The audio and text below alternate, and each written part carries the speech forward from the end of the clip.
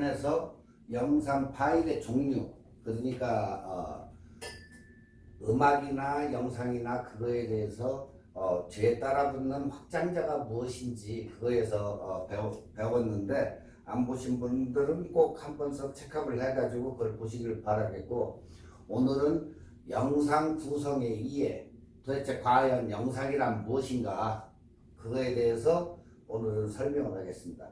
자, 첫 번째로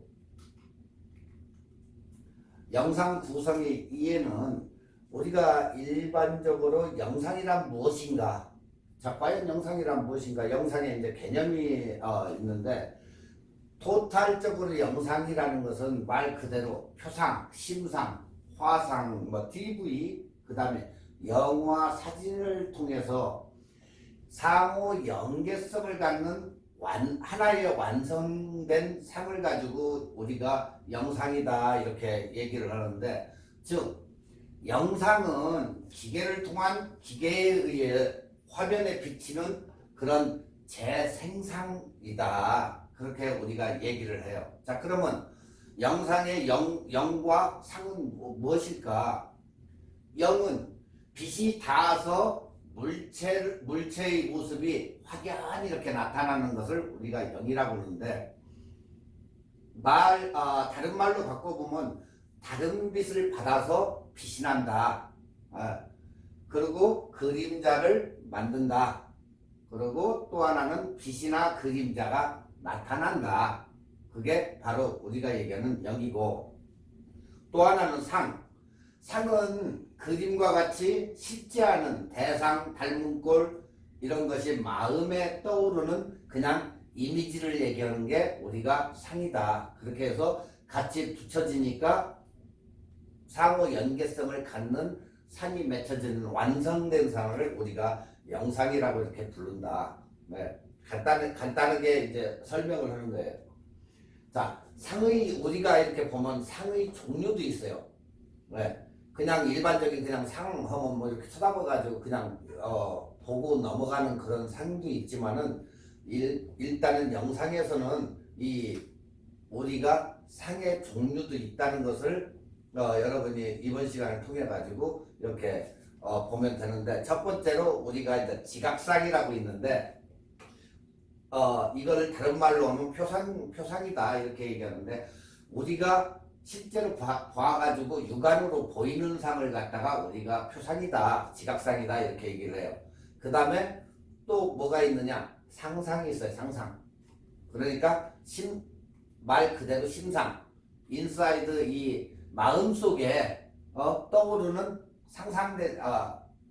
생각되어지는 상을 우리가 심상이라고 한다. 그 다음에 형상상이 있는데, 이것을 우리가 화상이라고 얘기한다. 화상. 그러니까 결국에 캔버스에 그려지는 상을 우리가 이렇게 화상상이라고 한다. 자, 그러면 이미지의 의미는 구체적이면서 또는 심적으로 나타낼 수 있는 시각적인 표시로 이미 경험된 감각을 마음속으로 반복을 하거나 정신작용에 따라서 구체적으로 표현한 것을 우리가 이미지의 의미를 얘기한다. 이것은 영상이나 사진이나 거의 습비해요.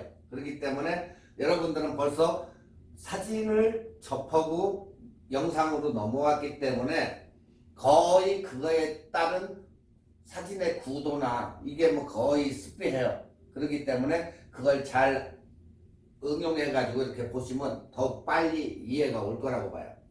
자, 우리가 이제 그 다음에 영상의 분류를 하는데, 어떻게 분류를 하냐. 자, 정지 영상이냐 아니면 동영상이냐, 이거 가지고 이제 우리가 얘기하는데, 정지 영상은 말 그대로 스티커, 그냥 우리가 얘기하는 사진이나 마찬가지 정지된, 자, 프레임 내부에 포함되어 있는 요소들 사이에 공간적인 관계에 의한 의미를 생산한다. 그러니까 스틸 광고 사진이나 만화나 만화도 정지되어 있죠. 그리고 컴퓨터 그래픽 등이 있다.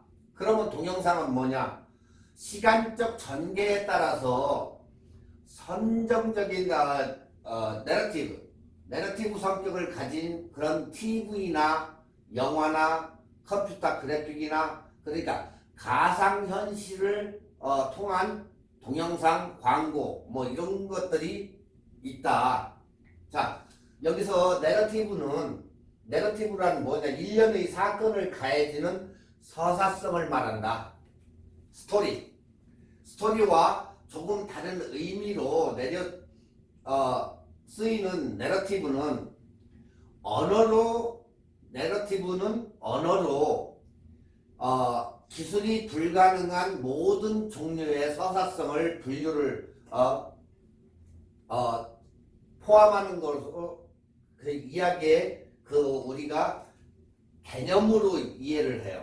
그러니까 언어 기술이 불가능한 것을 그런 모든 종류를 서사성 전부를 포함하는 이야기 그러니까 그런 개념을 얘기하는 거다. 그러니까 이야기를 전달하는 방식 또는 뭐 행위를 뜻하는 이런 단어예요.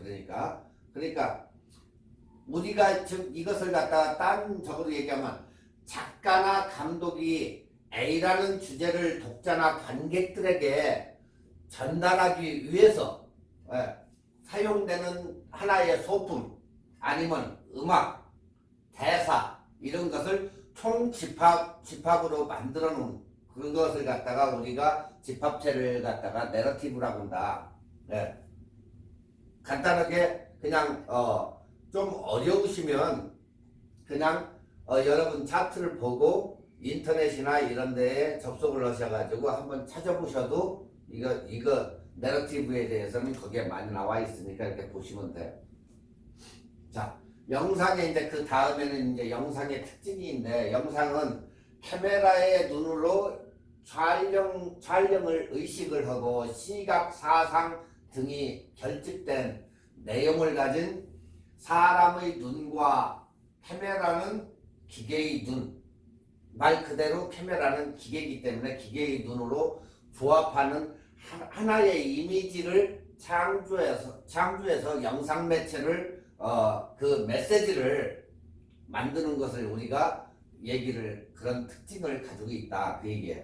그러니까 두 번째로는 움직임의 가치와 움직임에 대한 리듬이나 박자나 강약이나 대소나 이런 영상의 가치를 얻게 되는 특징이 있다. 그리고 영상은 재생 단계에서 그냥 완성이 된다.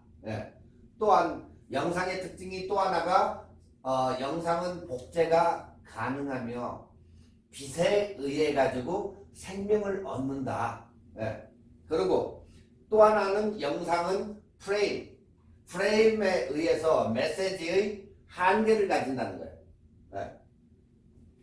그게 우리가 알고 있는 영상의 특징이에요. 자, 영상에 이제 우리가 이제 커뮤니케이션이 있는데 방송 커뮤니케이션의 과정, 송신자가 방송국이나 이런 송신자가 메시지를 담은 내용을 표현을 하고 시청자가 그것을 받아들이는 일련의 그냥 하나의 전달 과정이다. 그리고 영상 커뮤니케이션의 과정은 올더스 헉슬리가 이제 여기에서 나온 올더 헉슬리는 감각과 선택 그리고 지각의 세 단계로 이루어진다. 정확히 본다는 것은 우리가 명확한 사고로 뭘 이루어낸다? 결과를 이루어낸다. 그래서 이게 여러분들한 여기에서는 이제 비주얼 프로세스는 보기에는 이렇게 우리가 본다 해가지고 적었는데 1단계, 2단계, 3단계로 이렇게 나오는데 첫 번째는 우리가 보는 것, 감각을 얘기하고 두 번째는 선택, 세 번째는 지각. 그러니까 이해를 한다는 얘기예요. 지각. 그러니까 첫 번째의 감각은 눈과 신경 시스템을 얘기하고 두 번째는 특정한 부분을 자기가 보고자 하는 것을 분리해서 이렇게 쳐다보게 된다. 그래서 또 하나는 대상을 그 보고자 하는 대상을 집중 그러니까 빛, 조리개 이런 거겠죠. 안구 이런 걸로 해가지고 선택적으로 본다는 거예요. 자 이렇게 하다 보니까 뭐가 되냐 개인의 과거 경험을 바탕으로 하더라. 이게 유사 비슷한 아니면 다른 것 의미가 있는 거 이런 거 그리고 3단계는 이제 지각인데 선택된 것을 갖다가 이해를 하고 영상 정보를 지각을 하고 그 다음에 개인의 축적된 경험을 기억 속에 이렇게 생각을 하게 된다.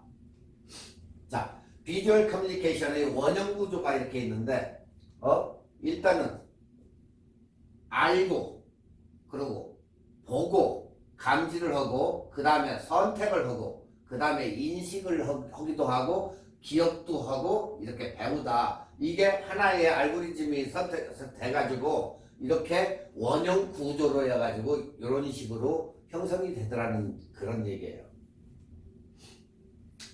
여기서 조금 어렵다고 생각되시는 분들은 이런 게 있구나. 여러분들 지금 이 교재를 받아보지 못하고 보는 상태이기 때문에 약간 어려울 수는 있어요 이게. 그렇기 때문에 일단은 그냥 시청하시고 나중에 다시 여러분들이 대면 수업을 할 때 여기에 대한 것은 또 다시 토론을 한다든가 아니면 알고자 하는 거 질문을 하면 거기에서 이제 얘기를 해드릴 테니까.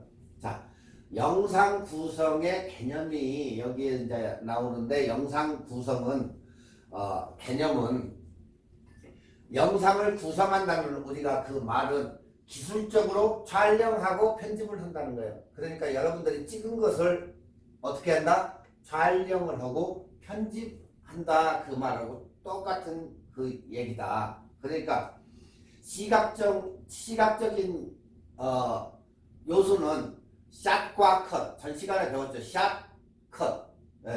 이게 바로 찍고 컷하고 그러니까 결국에는 촬영을 해가지고 편집하는 것을 얘기한다는 거예요. 그리고 두 번째는 완전한 영상인데 청각적인 요소 소리가 있어야 되겠죠. 소리.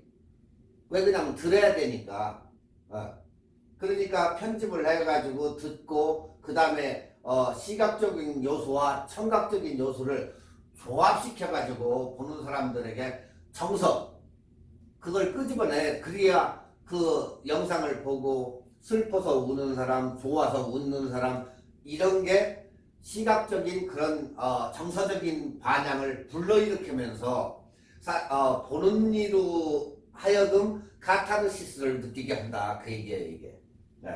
그게 영상 구성의 목적이다. 내가 죽으라고 찍어가지고 영상을 그렇게 2시간, 3시간 매달려가지고 멋있게 찍었는데 그것을 본 반응이 영화 시사회나 이런 데 가가지고 그 영화를 봤는데 무의미하게 그저 그런데 했을 때에는 여기에 따른 목적이 달라지게 되겠죠. 그러니까 여러분이 교회나 아니면 무슨 행사에 가가지고 찍었을 때에 인트로와 엔딩을 갖다가 제대로 이렇게 찍어가지고 왜 그러냐면 항상 제가 얘기할 때에도 영상은 인트로와 엔딩 부분이 그래도 중요하다. 왜 그러냐? 처음 시작을 해가지고는 거의 어때요? 흐름에 따라 가지고 가요. 그러다가 어느 정도 가면은 행사를 봤을 때 처음에는 뭐 축사도 하고 뭣도 하고 하지만 결국에는 중간에 가가지고는 졸업식 같은 데 봐도 상을 받는 게 그게 이제 메인적이기 때문에 일단 찍기 시작하면 그대로 흘러가요. 그리고 이제 나중에 폐회사하고 끝나면은 그 다음에 엔딩이 이제 끝나겠죠. 그렇기 때문에 이것도 하나의 청각적인 요소나 그 말하는 거나 이런 것을 모든 걸 조합시켜 가지고 사람들이 봤을 때 이게 졸업식을 이렇게 해가지고 조용히 갔구나 해가지고 그걸 보고 나서 어느 정도의 느낌이 있어야 되는 거지 아무 반응이 없다고 치면 그 영상은 그래도 실패한 영상이다. 이렇게 생각되어지는 거예요. 그러니까 여러분들이 뭐 비디오 카메라가 뜨거나 핸드폰으로 됐건 멋있는 데 가가지고 뭐 비샵을 가든 해가지고 단풍을 이렇게 찍는다든가 했을 때도 편집을 해가지고 아 나도 한번 가보고 싶다. 아니면 사진을 보여줬을 때도 아 나 한번 저기 가고 싶다. 진짜 멋있네. 이런 것을 느끼게 해주는 그 정서적인 반향을 불러일으켜야 된다는 얘기예요. 아시겠죠? 자, 영상 단위, 영상의 이제 구성 단위는 전 시간에도 배웠지만 숏, 그 다음에 신, 그 다음에 스퀸스, 그 다음에 스토리. 이렇게 나눠지는데, 첫 번째 우리가 이제 뭐 숏이라고도 하고 샷이라고도 하는데, 카메라에 담는 단위, 장면의 최소 단위를 우리가 샷이라고 한다. 그렇기 때문에 피사체의 한 단면을 촬영하는 거예요, 이게. 자, 여기에서 컷은 편집에서의 영상 언어의 최소 단위를 얘기한다. 그러니까 영화 감독들이 컷하는 얘기나 하나의 컷이나 최소 단위 한 컷, 두 컷 할 때 그 컷은 영상 언어 중에 최소 단위를 얘기한다. 자, 그러면 신은 무엇이냐? 동일 시간과 공간에서 촬영되는 것을 기준으로 한다. 동일 시간과 장소에서 일어나는 일련의 그 상황이나 사건을 그 장면을 갖다가 우리가 신이라고 한다. 영화 배우가 감독님 오늘 무슨 씬 찍어요? 그런 얘기 많이 듣죠, 여러분들. 바로 그게 여기에 해당되는 거예요. 동일한 시간과 장소에서 일어나는 일련의 하나의 사건 아니면 장면, 이것을 얘기를 한다. 그 다음에는 스킨시는 소설의 한 장에 해당되는 것으로 해서 시간적인 비약이 없어가지고 여러 신들로 이어져가지고 지속되는 그런 한 사건, 그런 단위. 그러니까 장소는 계속해서 이렇게 변경되면서 비샵도 찍고 요세미티도 찍고 이런 식으로 계속해서 장면은 변형이 되더라도 시간적으로 연속되는 사건이 각 신으로 해서 연결이 돼 있는 거. 그러니까 부산을 찍었다가 대전을 찍었다가 이렇게 각 장면이 그대로서 탁탁탁탁 나오는 거. 아니면 한국에 있는 자기 가족들을 묘사하다가 갑자기 LA로 넘어와가지고 이렇게 찍는 그런 거 한 신이 연결돼 있다면 그건 한 스킨스다. 그 안에 스킨스 안에 있다고 우리가 얘기를 할 수 있어요. 왜? 그 장면의 흐름에 따라 가지고 그 안에 서울을 갔다 부산으로 갔다 이렇게 하는 거 그거 갖다가 우리가 스킨스라고 얘기한다. 자, 그 다음에는 스토리. 스토리는 이 스킨스가 여러 개 모여가지고 하나의 이야기를 구성하는 것으로 가장 큰 단위를 얘기하는 거예요. 단위. 그러니까 서울로 갔다 부산으로 갔다 뉴욕으로 왔다 LA로 왔다 이런데 그 스토리가 굉장히 그게 다 모여가지고 하나의 장면으로 해서 물을 듯이 쫙 흘러가는 그런 걸 갖다가 우리가 스토리라고 하는데 굉장히 큰 단위를 얘기한다. 그 얘기예요. 자, 영상 구조에 의해 가지고는 그 다음에 라인, 선이 있어요. 선. 그 다음에 매스, 질량. 그 다음에 움직임, 무브먼트. 그리고 심도. 저게 깊게 돼 있느냐 안 돼 있느냐. 그 다음에 컬러톤. 그 다음에가 백그라운드의 배경이에요. 이렇게 영상의 구성 요소가 있다. 자, 여기에서 영상의 미학을 표현하는 방법으로는 이론과 실천적 기법에 근거를 둔 귀납적 방식을 통해서 제한한 영상 구성 요소. 그러니까 결국에 빛과 색상, 2차원 공간, 3차원 공간, 시간과 동작, 그거 플러스 음향을 얘기를 한다. 자, 여기에서 하나씩 이렇게 잘라서 보니까 선, 질량, 움직임, 심도, 그리고 뭐 칼라톤, 그리고 배경을 갖다 이제 잘라서 보자. 자, 선은 넓이보다 길이가 더 긴 형태다. 그러니까 시지각에 관한 이론, 선은 심리적으로 함축적인 의미를 포함한다. 네. 네. 그리고 질량은 한 화면에 들어가는 질량의 구성 요소가 많을수록 프레임을 구성할 때 굉장히 복잡해진다. 네. 그게 바로 질량입니다. 그리고 이것을 선의 심리를 효과적으로 이렇게 분석을 해보면, 구분을 해보면, 선의 심리효과 구분은 직선, 솔직, 엄격, 남성들을 이렇게 그런 느낌이에요.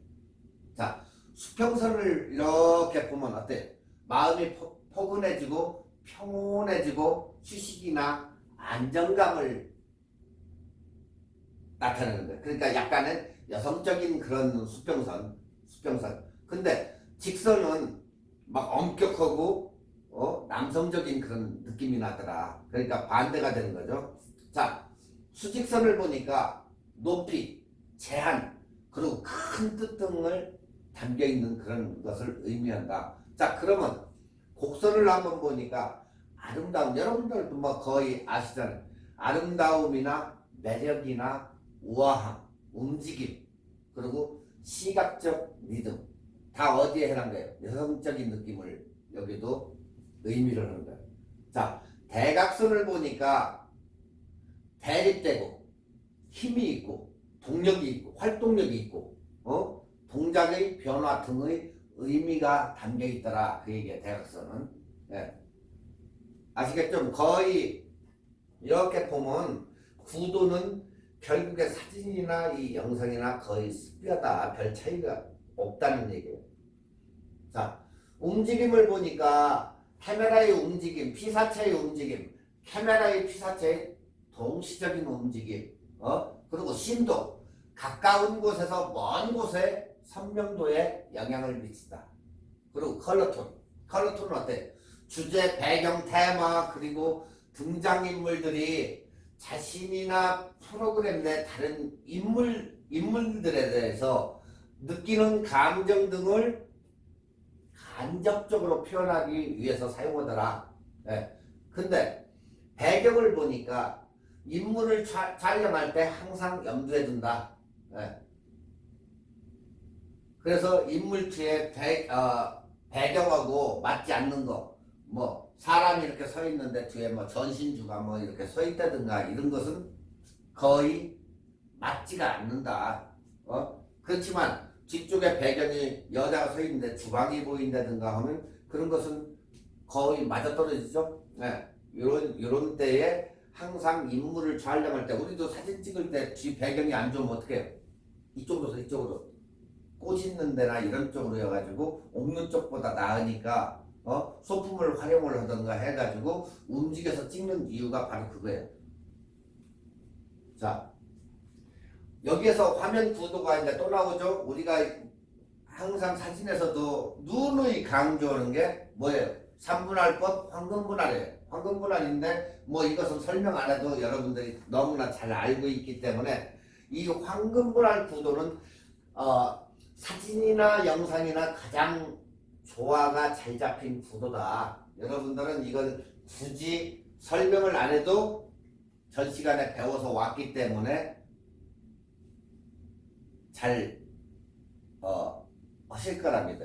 그렇기 때문에 이건 황금분할이라는 것만 그렇게 알고 넘어가도 여러분들은 아무 문제가 없어요. 자, 그 다음에는 삼각형 구도가 있어요. 이렇게 삼각형 구도가 이렇게 있는데 이 삼각형 구도는 화면 전체에 안정감을 줄 필요가 있거나 하나의 포인트를 향해 관심을 집중 필요가 있을 때 우리가 이렇게 삼각형 구도를 사용한다.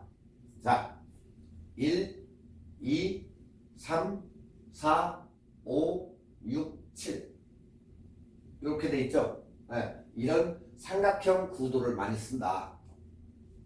자, 우리가 이제 대각선 구도인데 대각선 구도는 화면에 원근감을 나타내기 위해서 사용을 한다. 대각선은 다른 선들에 비해 활발하고 역동적인 느낌을 준다. 여러분들 예전에 뭐 리딩 라인에 대해서 이렇게 많이 배웠죠? 리딩 라인. 거의 이렇게 똑같은데 일단 눈에 찍히는 게 꼭지점을 향해 가지고 이렇게 찍혀요. 항상 이렇게 리딩 라인을 따라가 가지고 선과 선이 만나는 부분에 이 눈이 가기 때문에 굉장히 다른 선들에 비해서 활동감이나 역동감을 주기 위한 이 리딩 라인 같은 게 이렇게 형성이 된다. 자, 다음은 곡선 구도는 굉장히 부드럽고 온화하고 포용하고 수렴하는 느낌을 준다. 직선은 아까 뭐라겠죠? 직선은 남성적인 반면에 곡선은 여성적인 면을 가지고 있다. 그래서 직선은 남성적으로서 강직과 운명적이고 곡선은 여성적이며 우아하고 낭만적이고 자연적인 그런 면을 가지고 있다. 자, 화면의 공간과 이에는 우리가 이제 헤드룸이라고 하는데 우리가 헤드룸을 갖다가 사진에서는 헤드샷이 없다고 이제 헤드샷 위쪽으로. 그러니까 사진에 화면이 어느 정도 이런 식으로 꽉 차게 하면은 안정된 헤드룸이 돼 있는데 이렇게 뚝 떨어뜨려 가지고 인물이 짜가지고 경치가 많이 들어가면 불안정한 헤드샷이 된다. 그러기 때문에 인물이나 이런 것을 찍을 때는 꽉 차게 찍어가지고 어느 정도의 공간을 남겨놓고 헤드샷을 그렇게 주고 찍으면 된다. 그러니까 상단부와 그러니까 인물을 찍을 때는 인물의 상단부와 마지막 부분에 어느 정도의 그것을 주고 여분을 주고 찍으면 된다. 어때요? 사진은 거의 똑같죠? 이 구도는 거의 똑같아. 자, 여기서 루킹룸이라고 나오는데 이것을 또는 우리가 아이룸이라고 하는데 인물이 카메라를 바라보지 않고 특정한 방향을 주시를 하고 있는 경우 바라보고 있는 방향에 일정한 공간을 두는 거. 삼분할법이죠 이거? 네. 만약에 이쪽을 쳐다보는데 지금 이쪽을 쳐다보는데 이쪽에다 공간을 놓으면 굉장히 불안정한 사진이 된다는 거죠. 아니 영상이. 자, 여러분들 예전에 사진 구도에서 봐왔듯이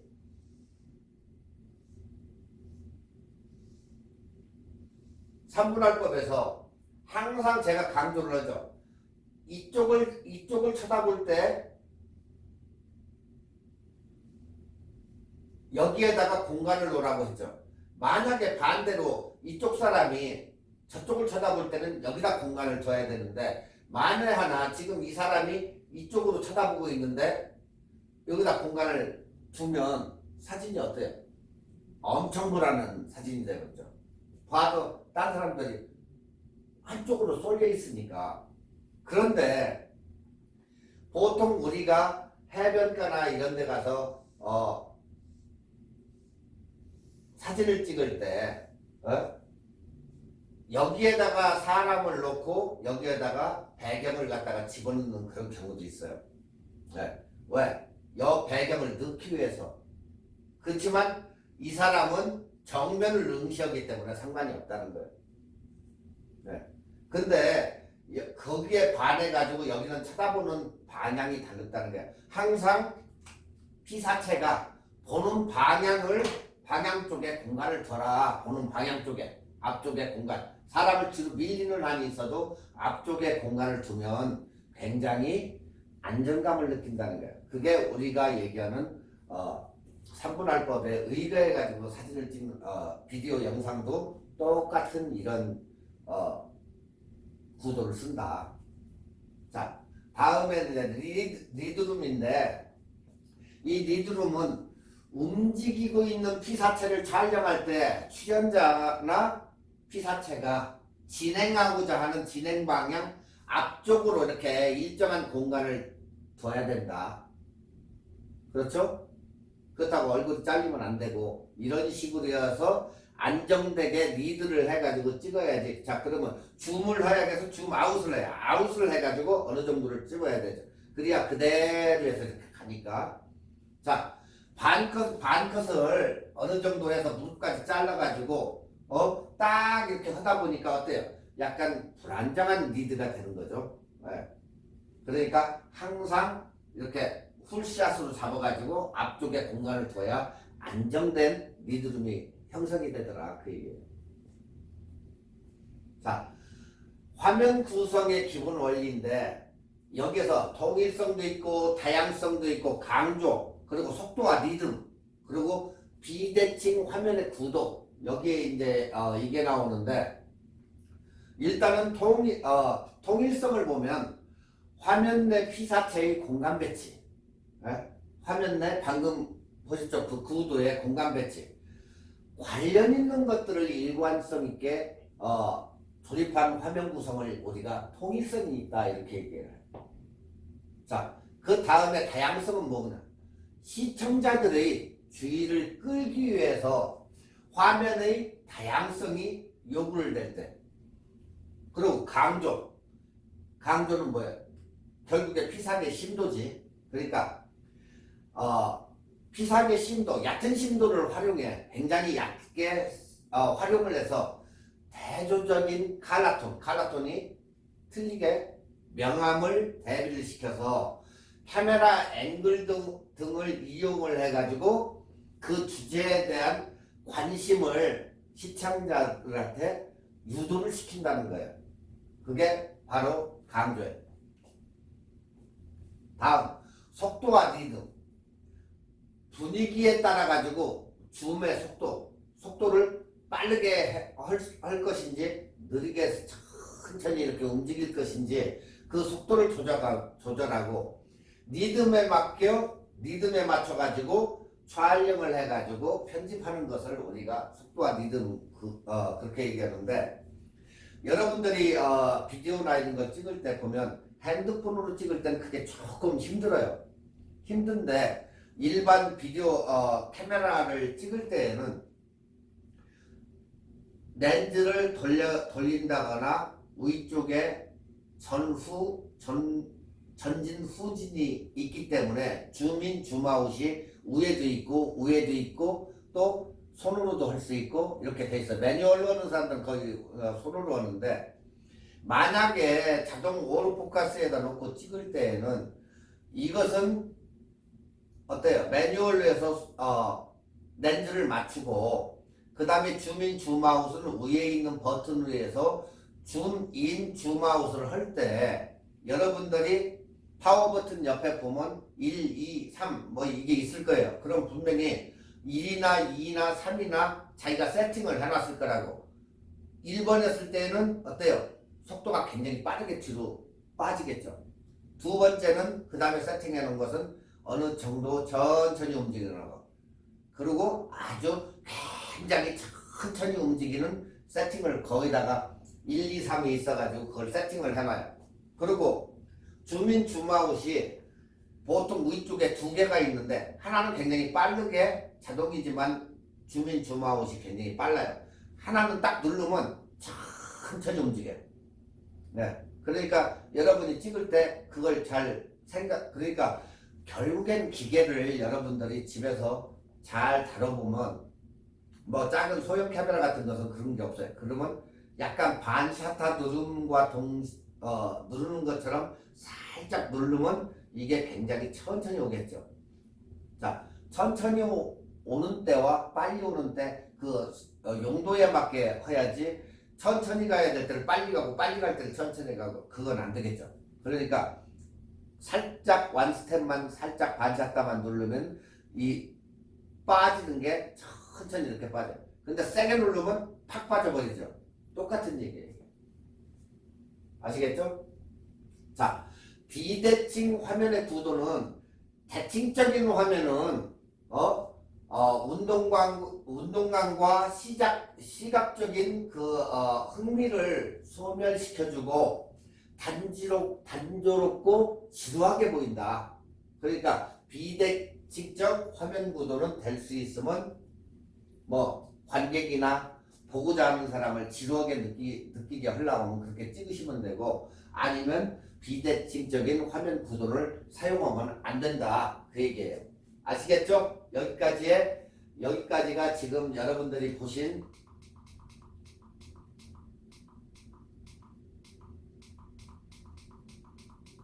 영상과 구성의 이해를 갖다가 설명을 해드린 거예요. 만에 하나 이게 이해가 가지 않는다 하면은 뭐 다시 교재를 받아가지고 한번 쭉 읽어보시면, 교재는 여기 클래스룸에 다 여기 준비가 돼 있으니까 와서 그냥 빼가지고 한 번씩 읽어보시면 돼요. 거기에 똑같은 내용이 이게 있으니까 여러분들이 학교에 오셔가지고 빌려가도 되고 아니면 와서 보셔도 되니까, 그거에 대한 것을 보고 저한테 물어보시면 제가 거기에 대한 답변을 해드릴게요. 아시겠죠? 영상 구성의 이해. 바로 그게 영상이란 무엇인가예요. 자, 이번에는 우리가 영상 촬영 시 셔터 스피드와의 FPS의 관계예요. 자, 여러분들이 이렇게 보면 흔들린 사진과 정확하게 찍힌 사진, 심도가 어때요? 심도가 깊은 것도 있고 틀린 것도 있고, 핸드블러가 나올 수도 있고 핸드블러가 안 나올 수도 있어요. 그렇기 때문에 이 촬영 시 셔터 스피드의 관계예요. 상이 흐트러진다.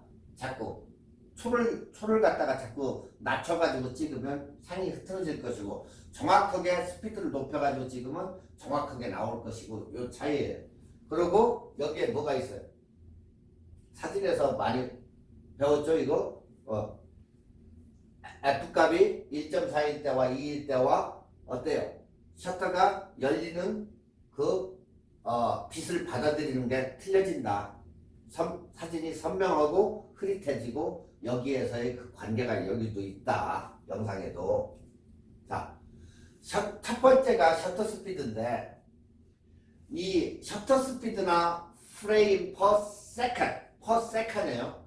퍼 세컨에는 우리가 누누이 사진에서도 배웠듯이 여기 영상에서도 등장한다.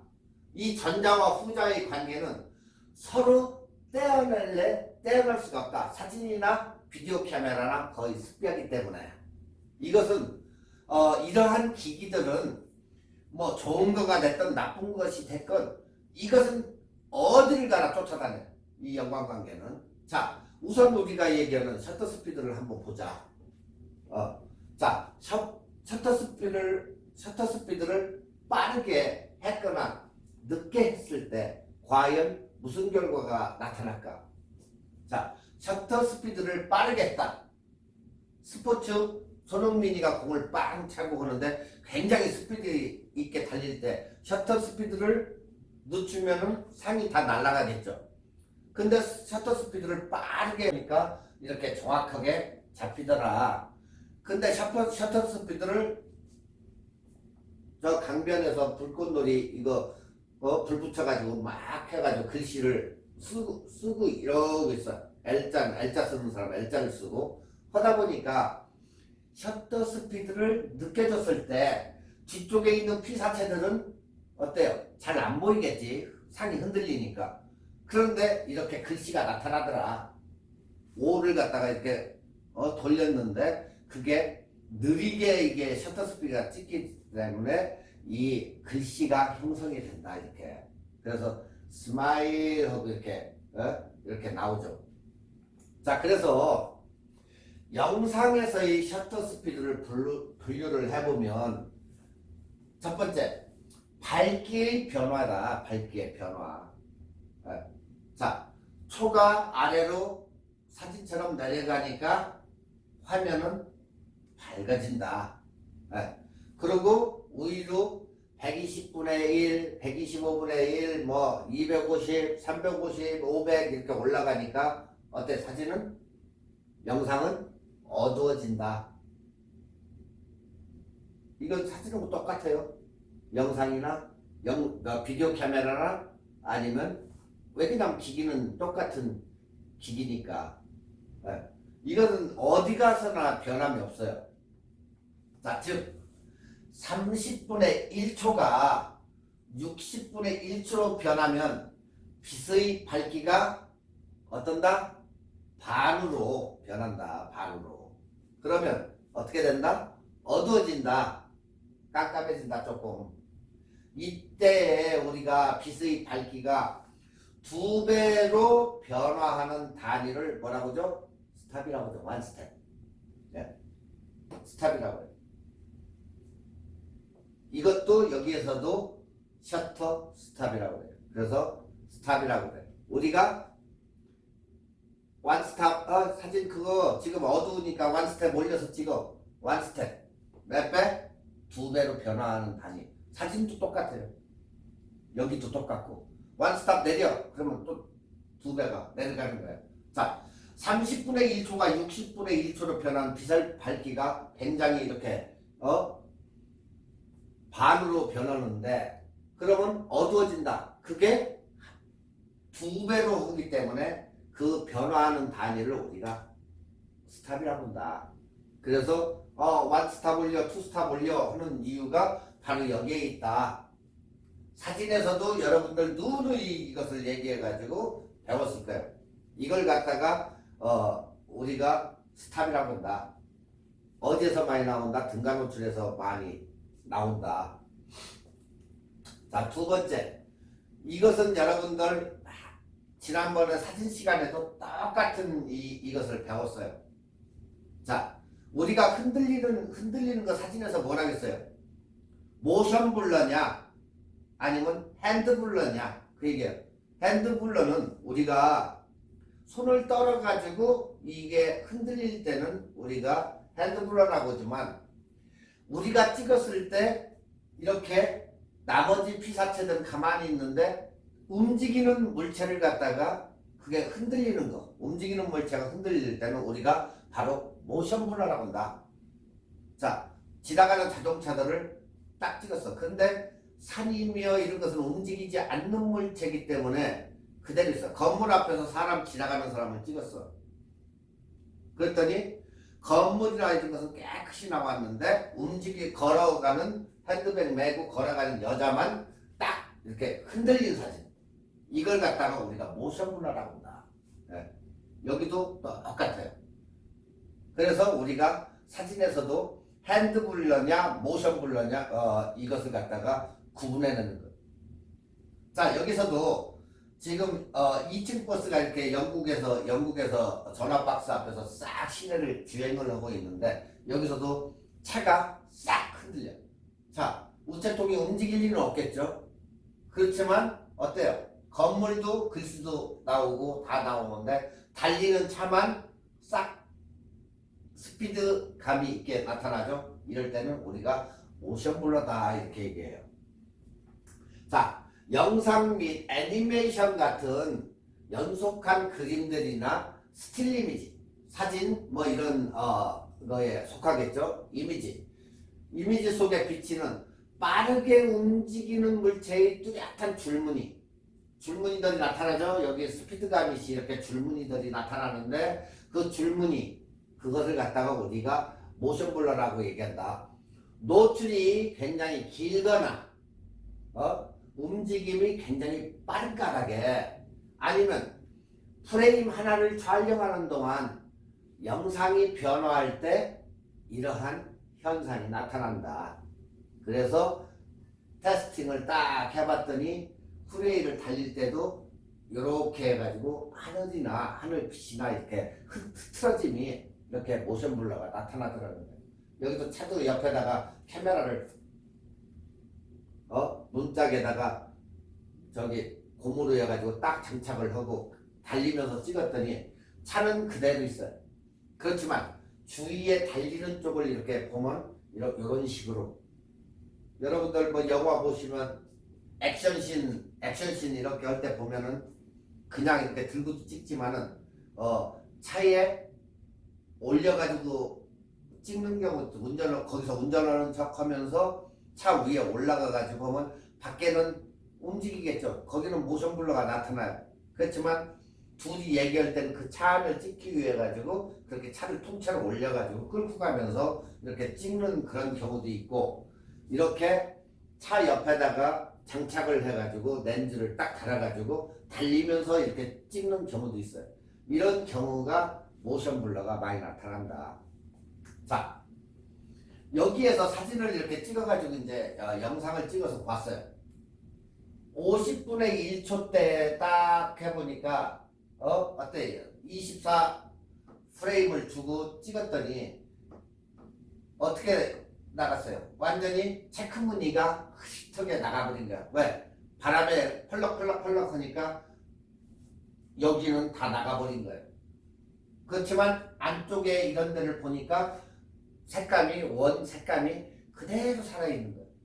자, 100분의 1초를 줬다. 그랬더니 흔들림이 덜하면서 어느 정도가 이렇게 딱 나왔죠. 자, 400분의 1초를 줬어. 그랬더니 거의 90%가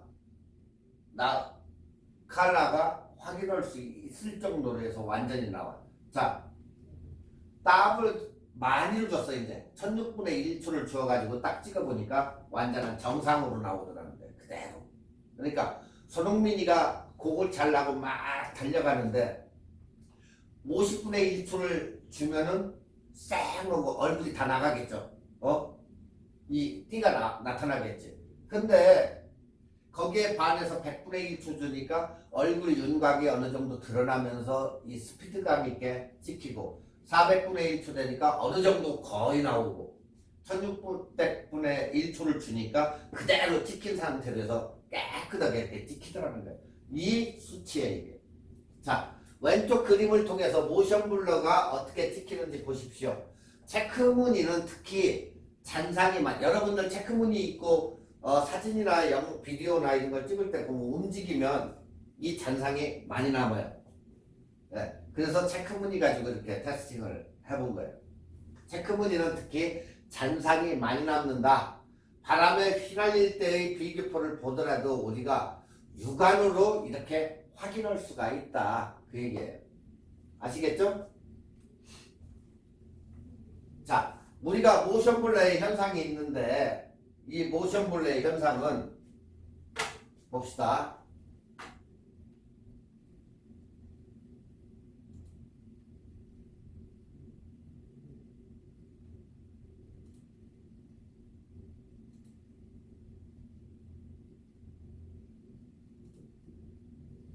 자, 모션 블러의 셔터 스피드가 어떻게 영향을 주는지 영상으로 해가지고 이렇게 이제 해봤는데, 자, 지금 뭐가 나와요? 물이 나오죠? 자, 셔터 스피드를 지금 100분의 1초에 이게 어때요? 점점 바뀌었어. 지금 400분의 1초 선명해지죠? 물 흐름이 1600분의 1초야. 점점 완전히 보이죠? 물이 요렇게 50분의 1초와 100분의 1초, 400분의 1초, 1600분의 1초 완전히 손도 100분의 1초 확인을 한번 해보세요. 400분의 1초 지금. 자, 이렇게 해가지고 400분의 1초와 1600분의 1초 할 때 완전히 모션 블러가 저렇게 일어나는, 지금 위에서 떨어지는 물도 비교를 이렇게 해보니까 어때? 400분의 1초 물방울이 보이죠? 1600분의 1초 할 때는 완전히 뭐예요? 이렇게 셔터 스피드가 모션 블러에 끼치는 굉장히 지대한 영향을 여러분들이 이렇게 볼 수가 있어요. 그러니까 옥타브를 생각을 하면 안 된다는 거죠. 그러니까 이 셔터 스피드는 모션 블러에 만들 사람은 셔터 스피드를 내리고 올리고 하면은 어때요? 모션 블러가 생기고 안 생기겠죠. 그래서 엄청나게 영향을 끼친다, 셔터 스피드가. 네. 우리가 보통적으로 행사하는데 이런 데 가가지고 셔터 스피드를 내리면 샥 이렇게 움직이면 어때요? 싹 모션 블러가 생겨나겠죠. 똑같은 얘기예요, 그게. 여러분들이 나이 타임에 뭐 밖에 나가서 비디오 카메라 들고 이렇게 보면 차가 휙 하고 지나가면 역시 똑같이 그렇게 생긴다. 하지만 반대로 1600분의 1초나 이런 식으로 해서 딱 놓고 찍을 때는 아무리 달려가도 정상적으로 찍힌다. 그래서 굉장히 이렇게 모션 블러의 셔터 스피드가 굉장한 영향을 끼친다. 그 얘기예요. 자, 모션 블러에 영향을 주는 것이 또 없을까? 바로 있다. FPS. 바로 프레임. 24 프레임으로 찍느냐, 16 프레임으로 찍느냐, 이 FPS와 셔터 스피드와 같은 것하고 같이 이렇게 보니까 연관이 돼 있더라. 만약 예를 들어서 여러분들이 24 FPS로 찍는다고 치면 시네마 영화 같은 거 그런 거 찍으려 할 경우 셔터 스피드를 많이 올려가지고 찍을 때 영화처럼 자연스러움이 안 나올 때는 24로 올려가지고 24로 올려도 어떻게 된다? 쓸모가 없게 된다. 그래서 셔터 스피드의 법칙이 있다. 이럴 때는 곱하기 2. 그러면 몇으로 돼? 30으로 해서 세팅을 해가지고 찍으면 아주 좋게 나온다. 자, 그러면 요즘에는 어때요? 30 거의 다 30으로 많이 찍죠. 우리가 16은 거의 쓰지도 않지만 24로 찍는 사람도 있지만 그냥 깨끗한 이미지를 갖다가 찍을 때 레코딩 할 때 우리가 30fp로 찍는다. 자, 30fp 곱하기 2 이퀄 60분의 1로 세팅하에 지금은 30fp의 효과를 굉장히 얻을 수가 있다.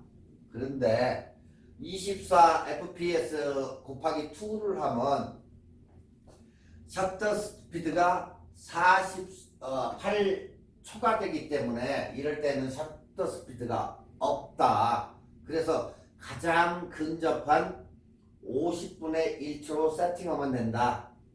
근접한 거. 48이니까 50으로 하라는 거예요. 여러 데 같은 데는 보통 60으로 찍으면 30이 나오니까 30은 오케이. 그렇지만 여기는 곱하기 2 해보니까 48이 나오네.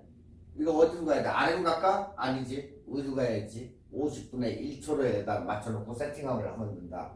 네.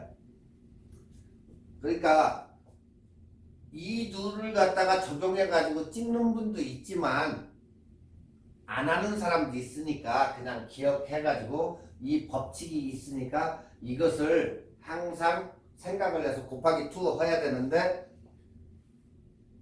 48이 나왔다 그러면 50으로 가라 그 얘기예요. 그렇다고 아래로 30으로 가지 말고 굉장히 이게 거의다가 법칙이 되니까 그래도 이런 식으로 사용하면 된다. 나는 싫어 하시는 분들은 이 룰을 깨고 찍으셔도 무방해. 그렇지만 완전하게 좋은 화질의 영상은 얻을 수가 없다. 안 된다는 건 아니에요. 자, 그 다음에 플리커 영상. 예전에 지금은 이 LED로 돼 있는 데는 아무 문제가 없어요. 근데 형광등 불빛 이런 데 가서 비디오 찍으려면 자꾸 이 불이 막 흔들려요. 그게 우리가 플리커라고 얘기하는데 이 플리커 영상은 요즘에 쓰는 LED에서는 절대 나타나지 않는다. 형광등 불빛에서 주로 나타난다. 형광등에서. 자, 이걸 없이려면 형광등을 갖다가 LED로 교체하거나 셔터 스피드를 아래로 낮춰서 찍어보면 플리커 현상이 없어진다. 반대로 셔터 스피드를 높이면 플리커 현상이 굉장히 심해진다. 자, 셔터 스피드를 갖다가 16분의 1초로 늘어났더니 굉장히 이게 심해지는, 이게 막 훌락훌락훌락 형광등이 움직이는 거 봤죠? 그냥 깜빡깜빡깜빡 하는 거. 우리가 이렇게 찍으면 예전에 브라운관 TV나 이 TV 찍어도 이 저희가 나타나죠. 화면이 올라갔다 내려갔다. 똑같이 얘들도 이 현상이 나타나요. 그래서 플레이어 T3 SE 플리커 프리 LED 형광등이 이게. 근데 딱 찍어보니까 그대로 나와. 근데 형광등은 튀는 이러한 현상이 나타난다. 아시겠죠? 지금 여기서 F값을 그 렌즈에서 지금 F값 2.4 이것은 여러분들한테 설명 안 해도 여러분들이 굉장히 잘 알고 있어요. 사진을 벌써 띄고 왔기 때문에 상관이 없기 때문에 여기서는 설명을 안 하겠어요. 여기서도 똑같이 F16과 F11 뭐 똑같아요. 이건 변함이 없는 거기 때문에 여러분들은 다 지금 아시고 계시기 때문에 이건 그냥 넘어갈게요. 자, 여기까지의 셔터 스피드와 FPS의 관계, 이거에 대해서 이제 잘 아셨으니까 뭘 조심을 하고 뭘 저걸 하면 된다는 거 대충 여러분들이 이제 아셨을 거예요. 그래서 그렇게 내가 영상을 찍을 때 형광등이 셔터 스피드를 높여가지고 찍었더니 그 현상이 나타났구나. 근데 어디 가니까 호텔에 갔는데 거기서는 안 생기더라. 똑같이 1600을 줬는데 왜? 형광등이 아니고 LED였었기 때문에 거기에서는 나타나지가 않은 거다. 그 얘기예요. 그러니까 이 셔터 스피드하고 FPS하고 이 연관관계가 굉장히 많다는 거. 그리고 셔터 스피드와 이 FPS의 연관관계 중에서는 모션 블러가 굉장히 많이 나타난다는 거 그거 아시면 돼요.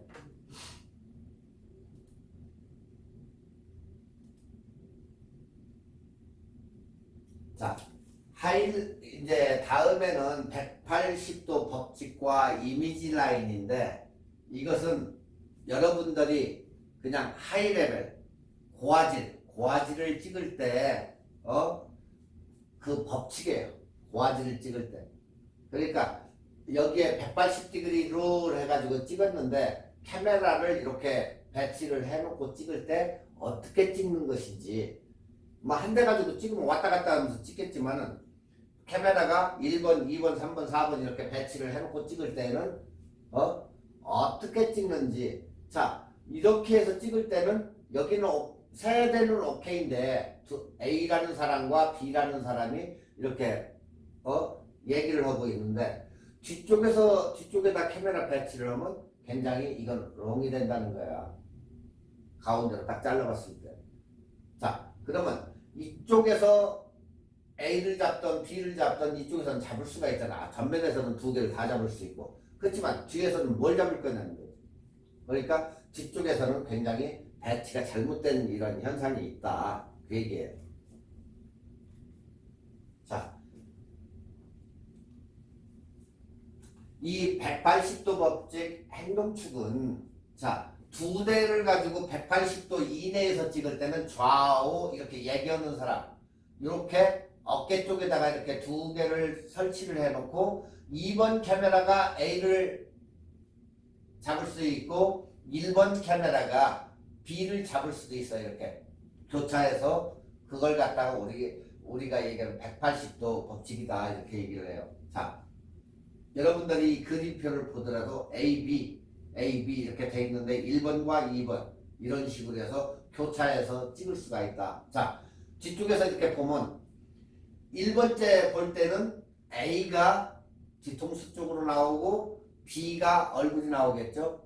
자, 반대로 A는 얼굴이 나오고 B는 뒤통수가 나오겠죠. 자, 여러분들이 가만히 생각을 해봐요. 어느 날 갑자기 연속극을 보는데 이러한 게 나오더라. 뒤쪽에는 이 사람을 흐릿하게 하고 저쪽 사람을 얘기하는 사람 그 얼굴을 갖다가 딱 했다가 다시 카메라가 장면이 저쪽으로 바뀌면서 똑같이 이쪽 저쪽으로 왔다 갔다 하면서 이렇게 찍는 게 우리가 행동축을 갖다가 180도 법칙이라고 한다 이걸. 자, 이것을 갖다가 카메라를 반대편으로 넘겼어요. 똑같아요. 이쪽에서 보나 저쪽에서 보나. 이 한쪽 방향에서 할 수도 있고 반대편으로 해서 A라는 사람을 반대편에서 이렇게 잡을 수 있다 이렇게. 네. 그래서 이렇게 아니면 이렇게 이쪽이 이쪽으로 올라가서 이쪽이 이쪽으로 내려오나 똑같다. 한 예로는 또 1번과 2번을 한쪽 방향에다가 이렇게 설치를 하는 경우도 있다. 네. 지금 여기에서도 양쪽으로 두 개를 해가지고 찍었을 때에는 180도 라인에다가 찍어가지고 카메라를 이렇게 또 반대편에서 찍을 때는 반대편에서 이렇게 똑같이 이렇게 두 개로 해서 찍을 수가 있다. 그렇지만 반대편에서 하니까 이쪽 면에서 찍을 때와 이쪽 면에서 찍을 때는 또 달라지겠죠. 그래서 이렇게 양쪽으로 이렇게 나눠지게 찍을 수가 있다는 얘기예요. 자, 지금 여기서 또 이제 또 3분할법이 또 나와요. 여러분들은 계속해서 카메라를 하든 이 비디오 영상을 하든 결국에는 뭐예요? 3분할법은 항상 이건 뭐 얘기할 거 없죠. 시청자들의 최고의 안정감을 줄 수 있는 집중성이 최고로 좋은 3분할법이 바로 이거다. 황금 비율.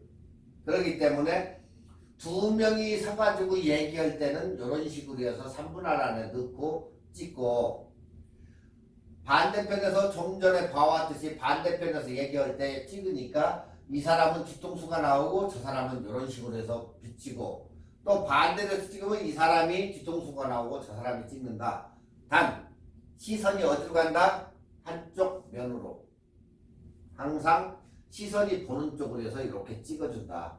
지금 이런 비치 같은 데 가가지고도 어때요? 모래사장과 물하고 구별을 해가지고 쫙 수평과 수직을 맞추니까 어때요?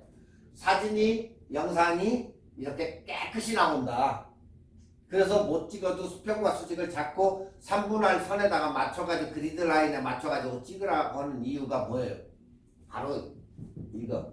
못 찍어도 여러분들이 사진을 그 3분할법에 의거해서 찍으면 사진이 일단은 깨끗해서 보기가 좋다. 못 찍어도 기본이 그리고 돼 있는 사진이 나온다. 그렇기 때문에 항상 사진을 찍던 영상을 찍던 이런 식으로 찍어라. 그러면 여러분들이 이렇게 찍어도 사람을 못 쳤던 원래는 이게 시선이 갔기 때문에 여기에 와 있으면 이쪽으로 줬어야 돼요. 반대로 지금 반대로 했어요. 그렇기 때문에 항상 여러분도 이것을 염두에 두고 그렇게 찍어라. 아시겠죠? 자, 여기에서 이제 센터 프레이밍이라고 해가지고 반분할 시킨 거예요. 딱 가운데 잡아서 1, 2 이렇게 해서 반분할 시킨 거예요. 2분의 1 딱 잘라가지고. 자, 이러한 영화가 영상이 어디에서 이렇게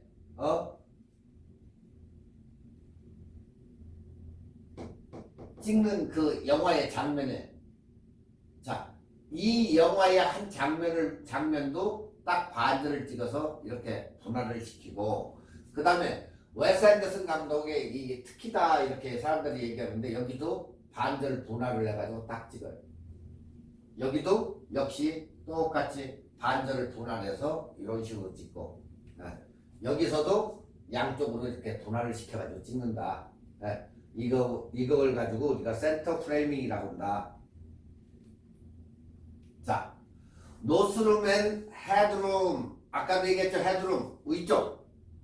여기서도 노스룸, 여기 루킹룸이라고 하는데 이제 눈과 쳐다보는 그 공간을 갖다가 우리가 노스룸 이렇게 얘기를 해요. 여기서도 지금 이 사람의 머리 쪽에 헤드룸, 그리고 반대편에도 여기도 쳐다보는 쪽으로 해서 노스룸을 공간을 여기다 둔 거예요. 네. 똑같아 이게.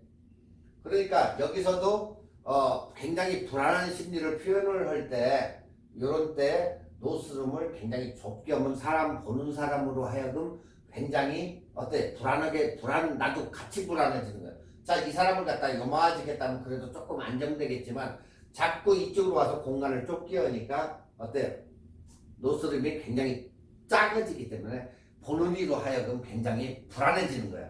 그러니까 극대감이 더 살아나는 거지. 자, 180도 디그리룰에서는 절대 가상선을 갖다가 이렇게 했을 때 위로 넘지 말아라 그 얘기예요. 항상 일정하게 가상선 위로는 절대 넘어가지 말아라. 본인이 연출하고자 하는 장면에서 하나의 가상선을 이렇게 만들어 놓고 180도 선상에 촬영하는 방법을 우리가 얘기하는데 절대 위로는 넘어가지 말아라 그 얘기예요. 사람이 아니면 뭐 동물이 위로 이렇게 넘어가지 말고 가상선 거기에서만 놀게 이렇게 찍어라. 네, 절대 위로 넘어가면 안 된다.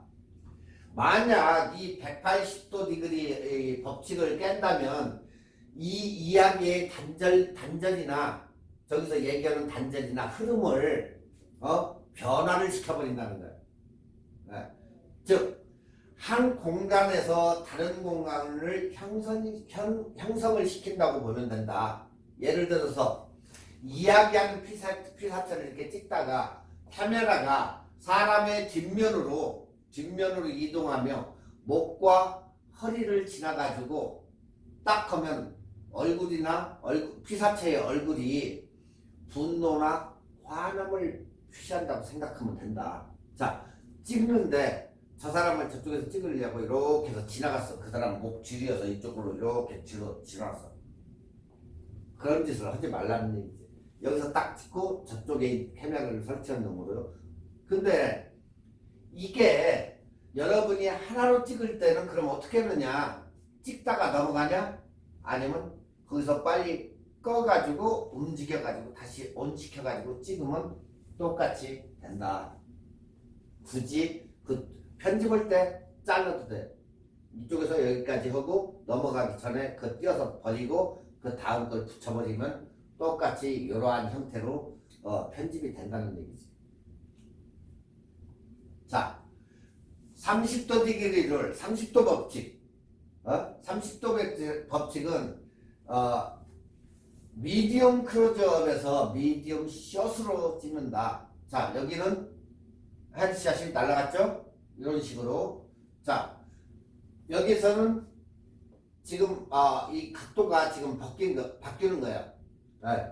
여기는 헤드샷이 있고 없고. 네? 피사체를 두고 롱샷, 미디움샷, 클로즈업. 자, 여기는 클로즈업이 된 거예요 지금. 네? 그 대신 이제 우리가 클로즈업 샷을 찍었을 때 카메라의 위치가 변화가 없다면 편집할 때 여러분들이 똑같은 장면을 편집하려고 하면 어디서 꺼내야 될지 굉장히 애로사항이 많아요. 그래서 약간서 거리를 갖다가 하면 사람이 아까는 분명히 편집할 때 이쪽에 썼는데 어느 정도 오면 여기 요 라인이구나 하고 딱 거기를 열어보면은 이 라인과 이 라인이 확실히 틀린 게 있어요. 그리고 이런 식으로 해서 찍으면 여러분이 변화를 주었었기 때문에 편집하기가 그때 굉장히 쉬워진다는 거예요. 이게 움직였기 때문에. 네. 그래서 이러한 것을 갖다가 우리가 얘기할 때 점프컷이다 이렇게 얘기해요. 그러니까 이러한 촬영은 보는 사람으로 하여금 괴리감을 준다. 그래서 항상 30도 법칙을 지키면서 촬영을 해라.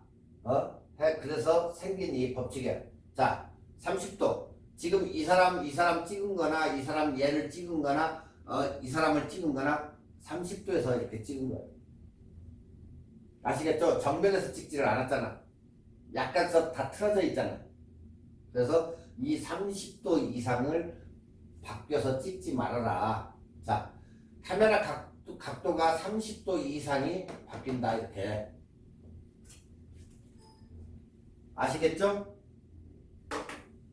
그러니까 여러분들이 뭐 모르고 찍을 때는 뭐 그냥 찍어가지고 적었는데 나중에 집에 가서 편집을 하려고 보면은 이렇게 찍은 것과 이렇게 찍은 것이 없을 때 일률적으로 갖다고 치면은 편집을 어디서 자를지 그걸 모르기 때문에 약간은 이 각도를 적으면서 카메라를 적었는데 30도를 넘어가서 찍을 이유는 없다는 얘기예요. 그 눈을 지켜달라 그 얘기고, 미디움 클로즈업과 미디움 숏 이때, 그리고 미디움 클로즈업, 미디움 숏 이게 지금 거의 다가 30도 각도로 해서 찍기 때문에 여러분들도 이 30도 기사체를 두고 롱샷, 미디움샷, 클로즈업 샷을 찍을 때는 카메라 위치가 변화를 해야지, 변화가 안 될 때에는 애로사항이 있다는 얘기예요. 그렇기 때문에 이런 것을 갖다가 우리가 점프샷이라고 한다. 갑자기 이렇게 찍다가 갑자기 이쪽으로 가서 탁 찍으면 점프해가지고 탁 넘어가기 때문에 그런 걸 갖다가 우리가 점프샷이라고 이렇게 얘기를 한다. 그러니까 결론은 최소 30도의 각도를 지키면서 다른 각도에 찍으라는 거야. 자, 저 사람을 두고 이쪽에서 찍었어. 근데 또 이쪽에 가서 30도를 어느 정도 클로즈업 해가지고 찍었어. 그러면 저쪽에서 분명히 편집할 때 저쪽에서 이쪽으로 넘어온다는 거야. 갑자기. 그렇기 때문에 그 30도를 지켜야지 너무 저쪽으로 가서 팍! 이게 돌아가 버리기 때문에 여기에서 30도 찍고 저쪽 번에 가서 또 30도 찍으면 자연스럽게 이렇게 넘어갈 수가 있는데 그걸 우리가 점프샷이라고 한다. 아시겠죠? 자, 오늘은 여기까지 하시고 다음 시간에는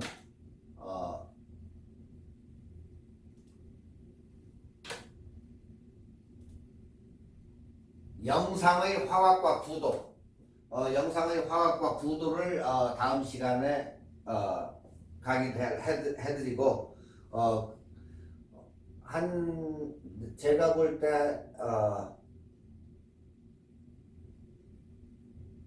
실기를 해야 되는데 실기가 지금 여러분들한테 저거를 할 수가 없기 때문에 실제적으로 여러분들이 직접 이렇게 해봐야 되는데 그게 안 되기 때문에 일단 어느 정도 강의 좀 저거 하고 한두 번만 여기서 어떻게 하는 건지 그것을 이렇게 시뮬레이션 해주시고 해드리고, 그리고 영상은 마치려고 그래요. 나중에 여러분들이 대면 수업을 할 때 직접 뭐 나와서 한 번씩 해보시던가 시뮬레이션 하던가 아니면 프로그램을 가서 집에서 깔아가지고 연습을 열심히 해오시던가, 그래야 나중에 여러분들이 직접적으로 다 해야 그것을 여러분들이 몸소 체험을 해야 알기 때문에 나중에 한번 편집들을 여러분들이 찍은 영상을 놓고 사진하고 같이 믹스답 시켜가지고도 해보고 해가지고 하시면 돼요. 자, 다음 시간에 영상의 화각 비교를 다음 시간에 구도하고 그리고 강의해 드리겠습니다. 여러분 수고하셨습니다. 다음 시간에 뵙겠습니다.